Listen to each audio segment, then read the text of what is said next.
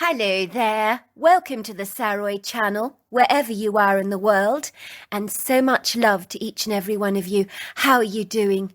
I do hope you're doing remarkably well, and loads of love. Go and get yourself that refreshing, delicious drink, because I've got a fabulous story for you tonight.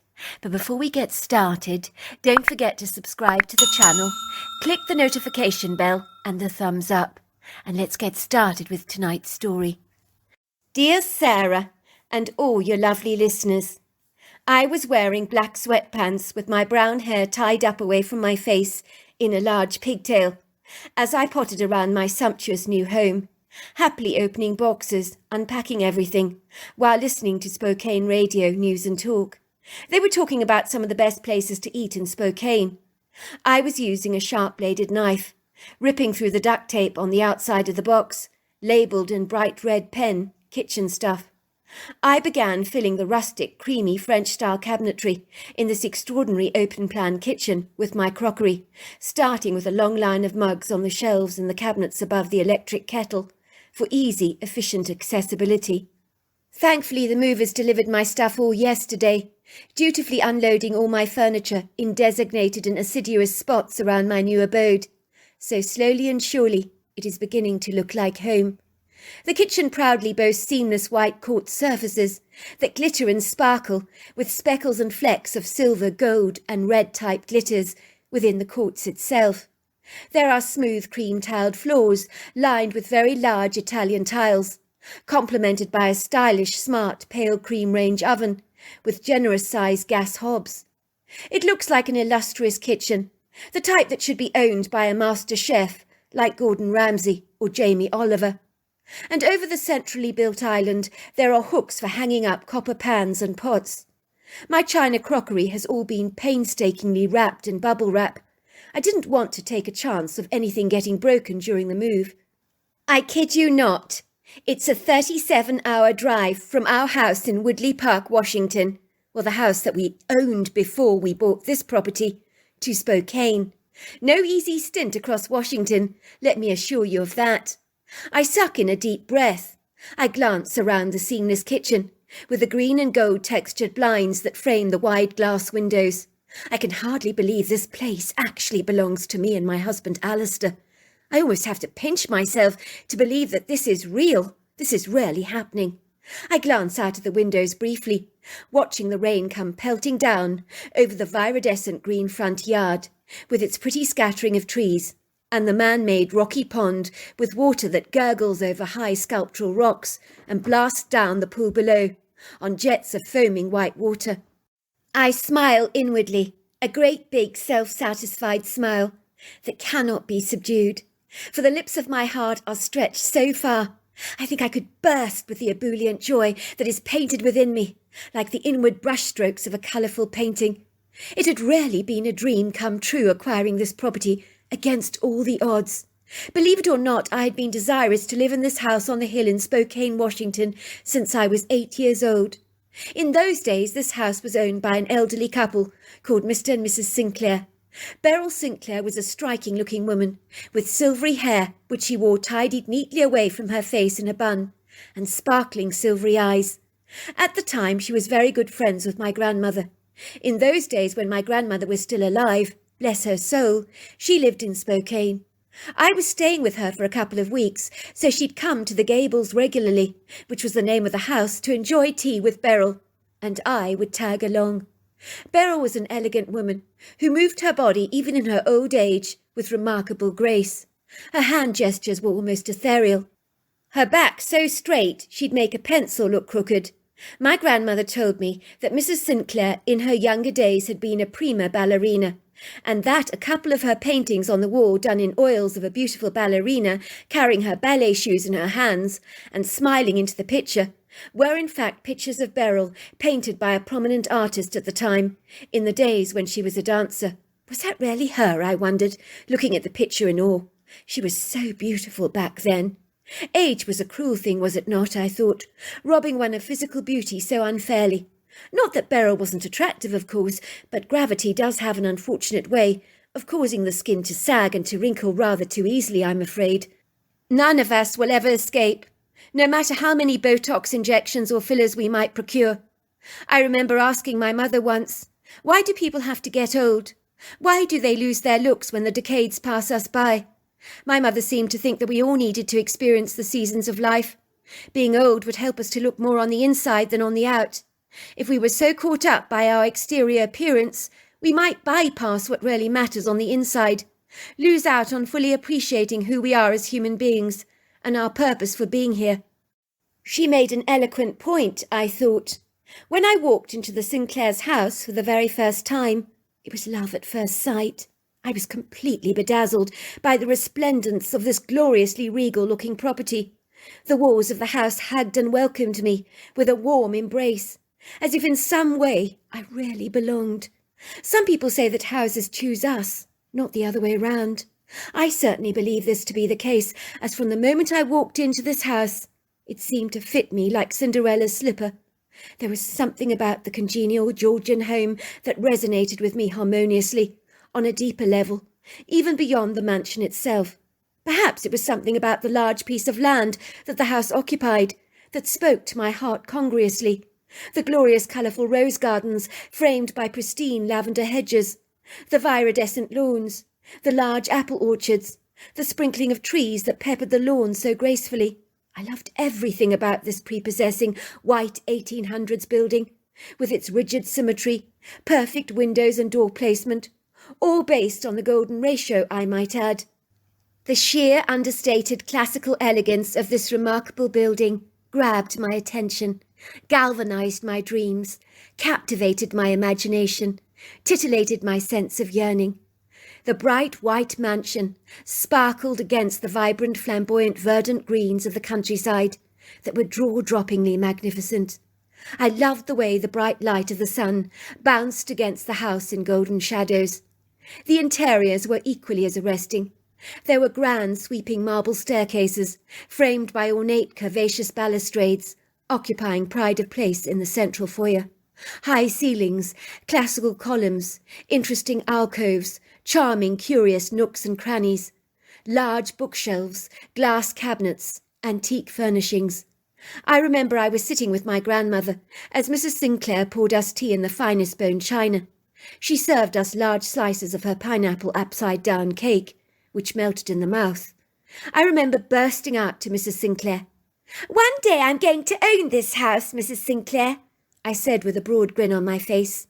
I was wearing a red tartan dress that day, with white long socks and shoes, and 2 ponytails. My grandmother looked visually appalled. Her face flushed bright pink with embarrassment. Her brown eyes gave me that don't step out of line look. "Forgive my granddaughter, Beryl," she chuckled gingerly. "I think it is her way of saying that your house is very beautiful." "Oh, I don't take offence," says Beryl. "On the contrary, I'm really rather flattered. Your granddaughter taking such a shine to my home." "She's 8, am I right?" My grandmother nodded. "Yes, that's right." It was in that moment I looked up to see this woman standing in the arched doorway. She was smiling at me. She looked so different to anyone I'd ever seen before. Her dress was a Wedgwood blue colour, with a tight, well-fitted V-shaped bodice and a huge full skirt. She looked at me, gave me a wink, and glided away. "Who's that?" I asked Mrs. Sinclair. "The lady in the dark black hair, wearing that blue dress." "You saw her?" says Beryl, looking up at me in surprise. "I see her too, from time to time. She was the original owner of this house, you know." My grandmother stopped drinking her tea. "You mean you have a ghost here?" "Well, I wouldn't call her a ghost," said Beryl. "She just looks out for the house that she loved so much in life. Why, I do believe if your granddaughter saw her, that one day she may very well be the next owner of this house. Stranger things have happened, you know." There are not many things I remember about being 8, but I do remember this house that filtered regularly into my dreams. Sometimes I would have visitations in my dreams from the mysterious woman in the blue Wedgwood dress that I'd physically seen in that house all those years ago. Perhaps she wanted me to remember her and the Georgian property on the hill that one day I would surely own. Then one day it happened, as me and my husband were in Spokane, visiting my sister-in-law Alice, who had become my very best friend, after I married her brother James. At the time we were looking to buy a house in Spokane, to be close to Alice and her husband Carter, as we were 36 hours away by car. "I want to show you the most beautiful house I've ever seen," I told my husband, directing him to drive his sister's car to the property on the hill. To my astonishment, there was a for sale sign outside the property. I quickly grabbed my cell phone and called the estate agents at once. "Hello, Claudia speaking," came the voice of the estate agent. "How can I help you?" "Yes, hello, this is Freya MacDonald speaking. I'm phoning about the Georgian house on the hill, the Gables. I see it's for sale." "That's strange. How do you know it's for sale? It's only just gone on the market about 10 minutes ago." "Well, there is a for sale sign outside the property," I explain. "How extraordinary. That was quick work on Morag's part. She must have put the sign up a moment ago. That was very quick work for her. So you would like a private viewing, would you?" "No, I don't need a viewing," I explain. "I'd like to buy the property." There's a stunned silence at the end of the phone. My husband is making all kinds of "what the hell are you doing" expressions in the car. He's even poking me in the chest, but I willfully ignore him. I know that I simply must have this property. "Should you not first see the house?" says the woman. "It might actually be a good idea first. I know it looks good on the exterior, but shouldn't you see what you're buying first?" "I did see it inside when I was 8 years old," I say. "That was about 20 years ago." "Well, I do know the house has undergone some changes in 20 years, with the kitchen being recently renovated and modernised, but everything is very classical, in keeping with the Georgian times, of course. Should you not at least see it on the inside? It is stunning. Before you make an offer, of course. I just think in the circumstances it just might be wise." "That's not necessary," I say, asking the estate agent what the asking price is, and sighing with relief that it's what we can actually afford, which in itself is miraculous. "That's fine," I say.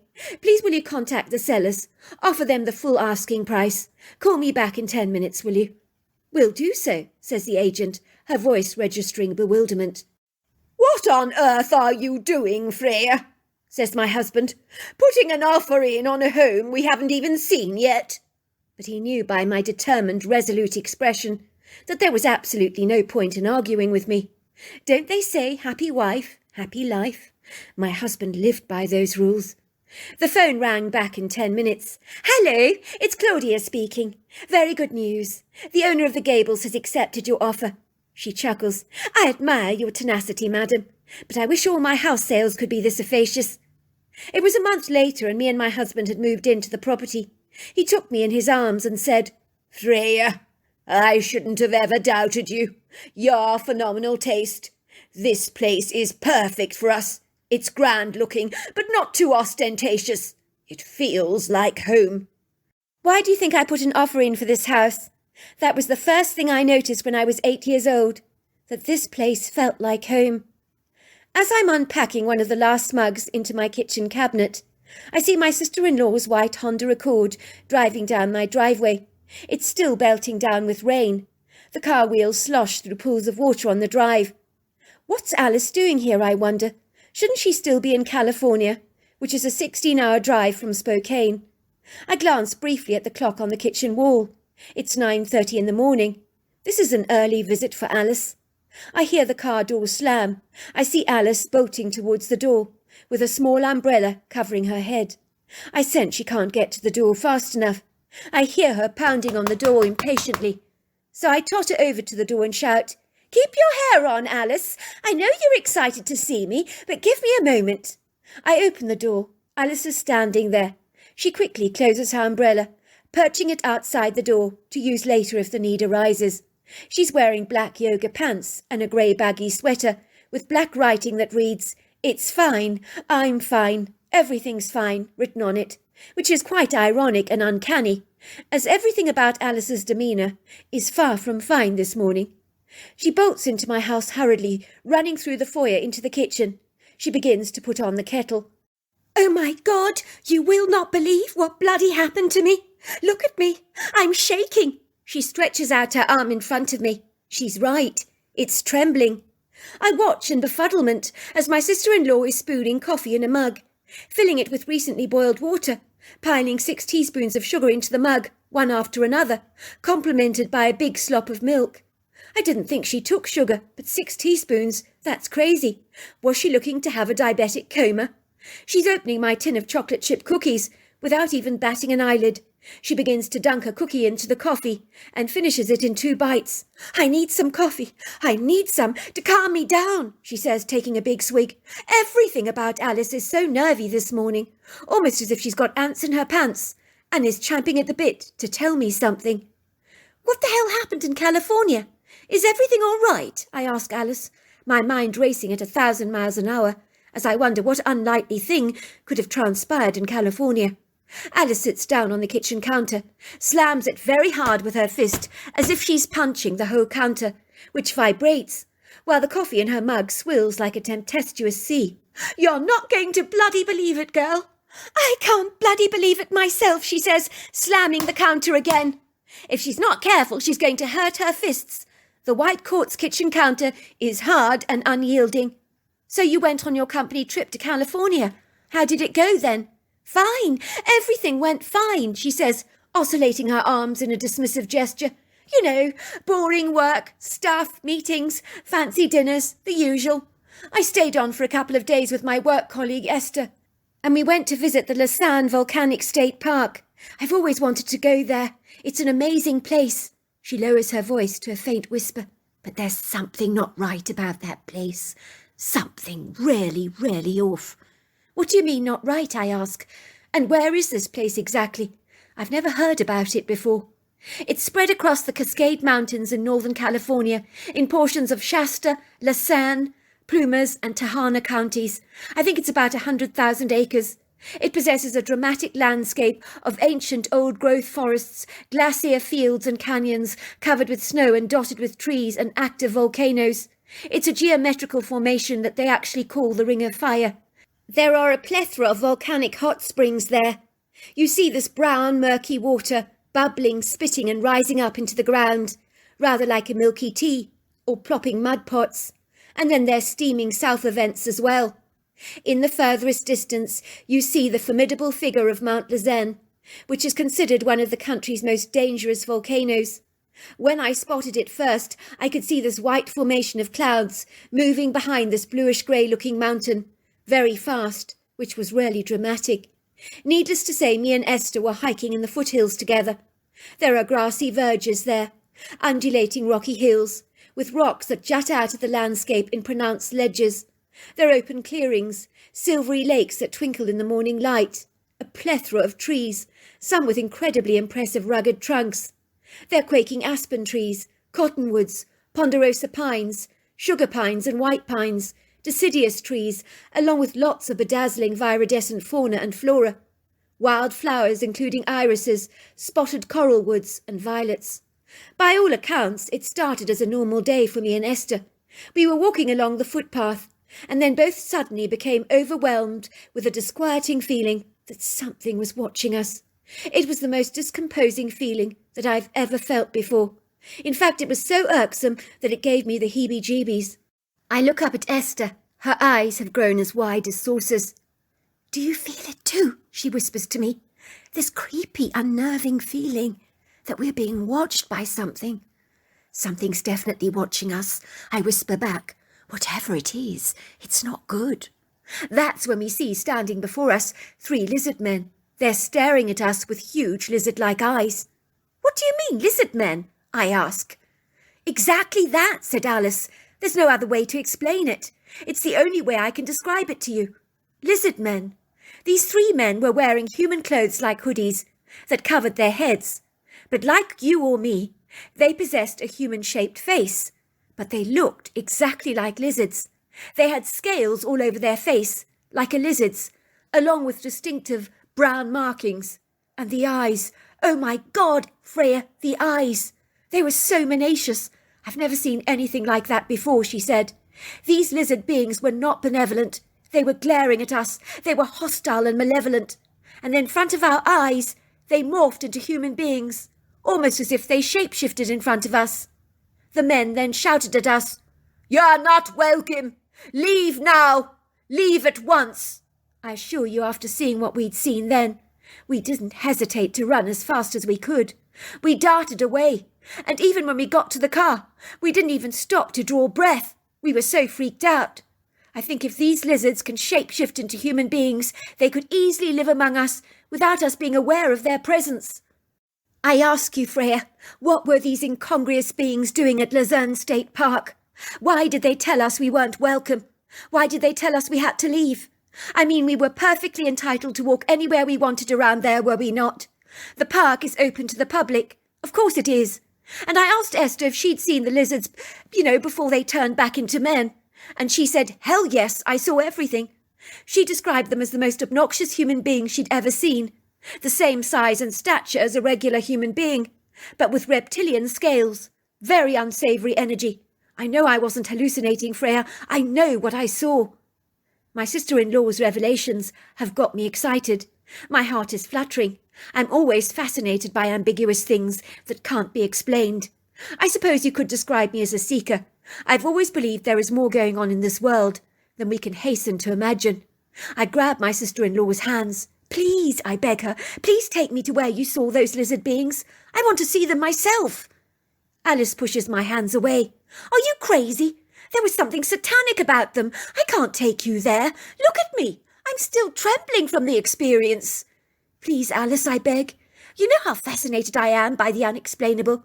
My sister-in-law refuses point blank to have absolutely anything more to do with the lizard-like entities that she encountered at the park. But my intrigue has successfully worn her down.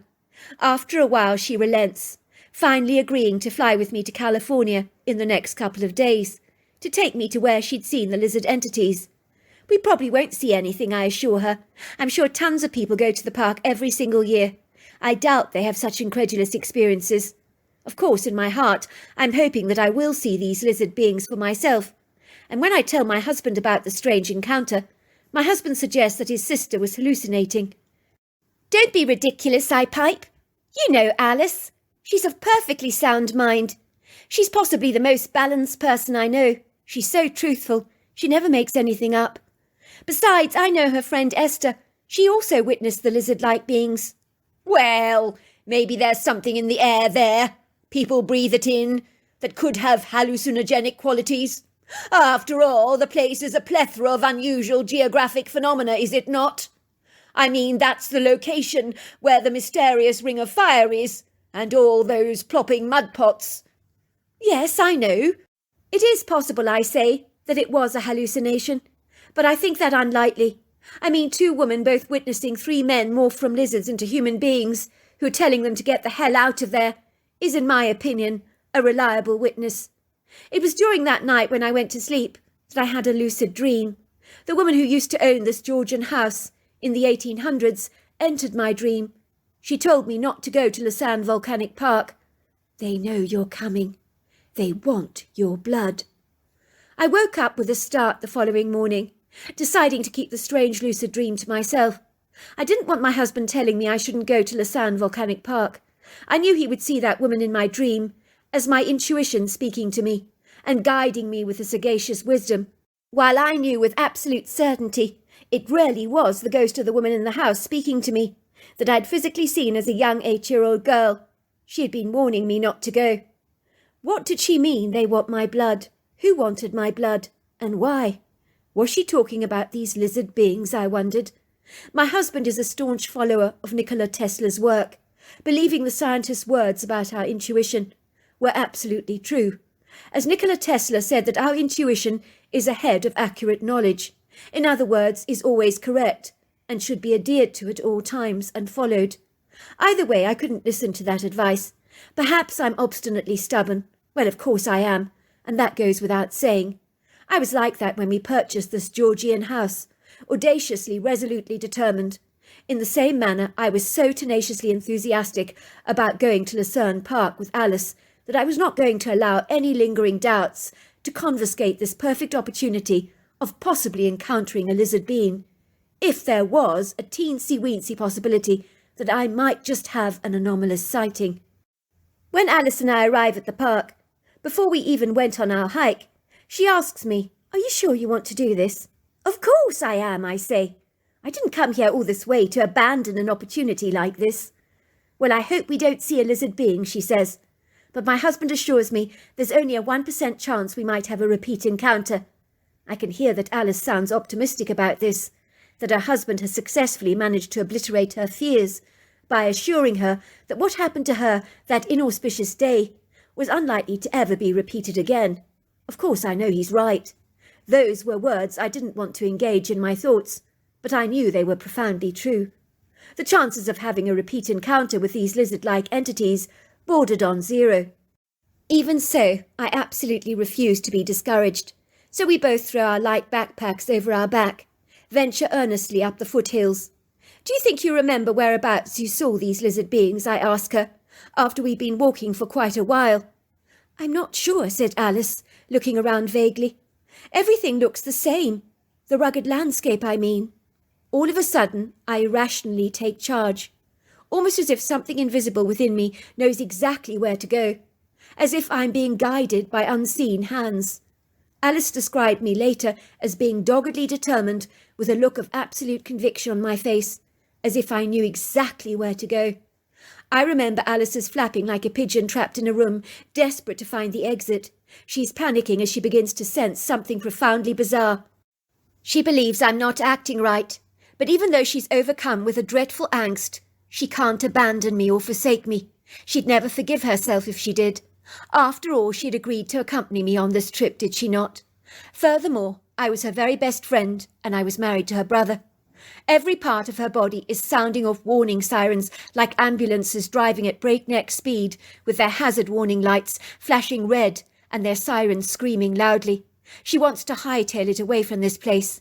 Her heart is flapping like an agitated pigeon. She's tasting the nausea rising up in the back of her throat. She bleats like a lamb, expressing her misgivings, but she knows persuading me to go back to the car are words that will definitely fall on deaf ears, for I am clearly not remotely predisposed to listening to her ramblings. Please, please, she begs, please, Freya, something's not right.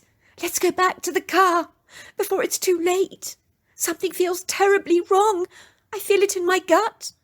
Then there we are, standing in the mouth of a large cave. How we got here, I don't entirely know, nor does Alice.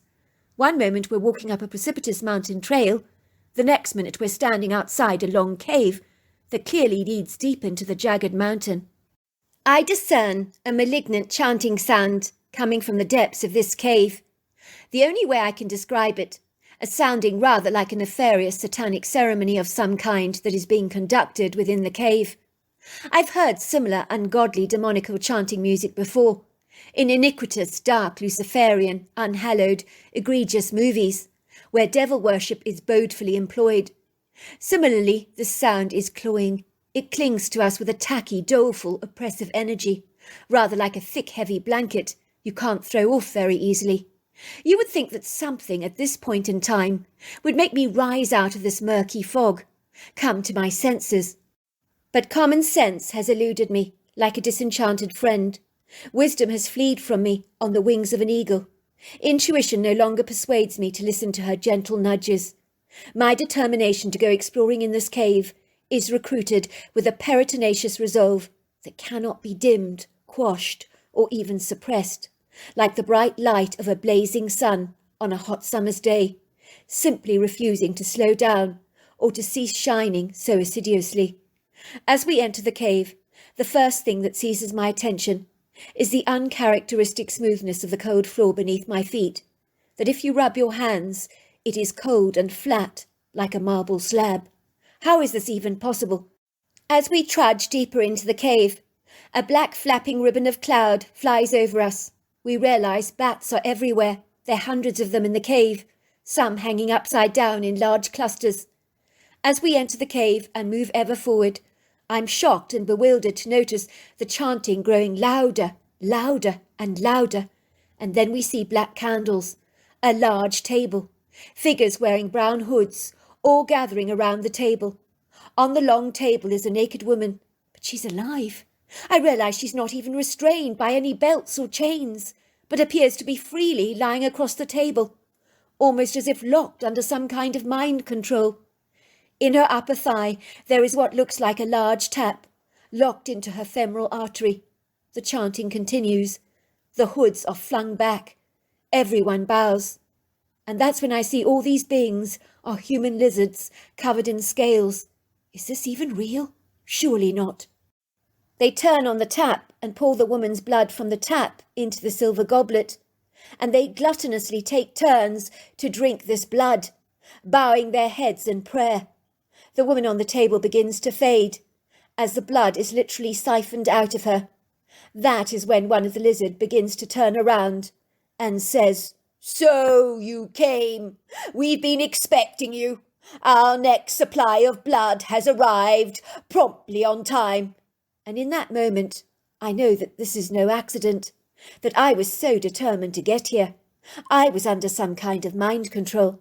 I try to run away, but I find I'm almost walking directly towards the table, with an obedience of note, while they toss the deceased girl onto the floor, like an old potato peeling, to make way for me. They want to drink my blood as well. I try to fight this mind control, but it's like I'm being magnetically pulled to that table, and I can't fight it. They totally have control over my mind. The next thing I know is I hear this mighty roar. The lizard beings begin to scream. They sound afraid. I find myself being carried on the back of this outlandish creature. He's running with me so fast. His movements are swift, graceful, fluid, smooth. He smells like an alpine forest. The creature runs like the wind until he's standing outside our hired car, where my cousin is sitting almost expectantly waiting. She runs towards me, giving me a huge hug. I look up to see the creature that's rescued me. It's a Bigfoot. I never knew such an incongruous creature existed in North America, but this Bigfoot is as real as you and I are. I stare at him in wondrous awe, fully aware of the fact that this anomalous, unlikely creature has quite literally saved my life, delivered me from these obnoxious lizard-like beings who feast on human blood. But they're selective about the blood they siphon, for they had sent my cousin away, telling her to leave at once. I would say the lofty, majestic Bigfoot is about 10 foot tall, 4 feet wide across the shoulder area, and 1,000 pounds easily. He's covered with a silvery hair that seems to have a bluish hue in certain lights.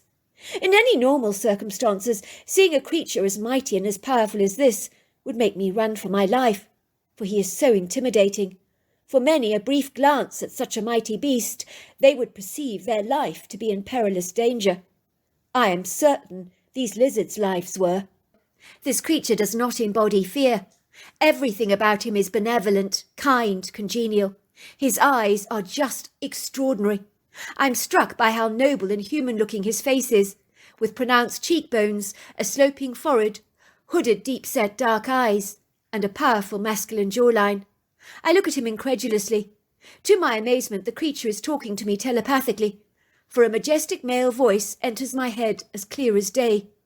"You want to know why I saved you from the lizards?" I nod my head. "I saw your friend leaving the cave. I can mind read, you know. I could read her trepidation, her fear and angst about your deadly fate. She knew you would be siphoned for your blood. You've clearly got something in your blood they need and want.